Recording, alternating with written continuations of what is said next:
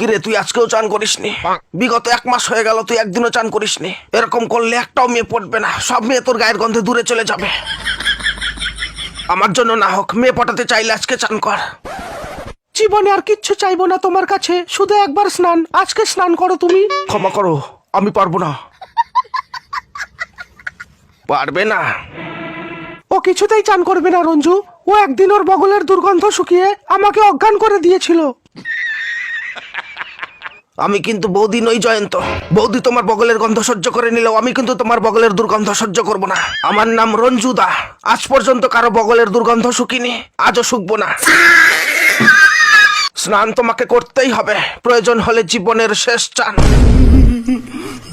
চান করবে না? না রঞ্জুদা। বল, স্নান করবি কিনা বল।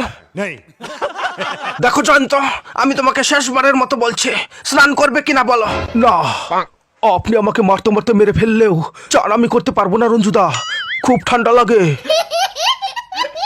চান করবে না? না, ঠান্ডা। রঞ্জু ছেড়ে দে ওকে। রঞ্জু ছেড়ে দেবো? হ্যাঁ ছেড়ে দে। নোংরা ছেলে কোথাকার, এত করে বলছি একবার স্নান করতে পারছে না। কেন চান করছে না তোরা কেউ জানিস না, আমি জানি। अच्छा জয়ন্ত যদি চান করে তাহলে আর ও হয়তো কোনোদিন বাবা ডাক শুনতে পারবে না। বাবা হতে পারবে না? কেন? জয়ন্তকে হঠাৎ একদিন পাড়ার লোকে ধরে স্নান করিয়েছিল। তারপরে জয়ন্তর টুনটুনিটা ঠান্ডায় একেবারে ছোট হয়ে গিয়েছিল। তোকে আর চান করতে হবে না রে।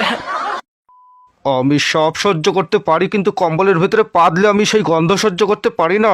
আর তোমার পাদের খুবই দুর্গন্ধ হয়। আমার পা এসেছিল তাই পেয়েছি, তার জন্য তুমি আমাকে দোষ দিচ্ছ কেন? তোমার দোষ এটাই যে তুমি তোমার পায়খানা চেপে পেট ফুলে থাকলেও শীতের ভয়ে পায়খানা করো না, আর গ্যাসগুলো কম্বলের মধ্যেই ছাড়ো। ভবিষ্যতে আর কোনোদিন তোমার পা দিলে কম্বলের ভেতরে তুমি পাতবে না। তুমি বা তোমার মা পাদলে তখন তোমাদের নাকে গন্ধ লাগে না? তোমার মা তো সারাদিন ভরম ভরম করে পাদ মারে। একদিন তো তোমার মা পাততে পাততে হেগেই ফেলেছিল।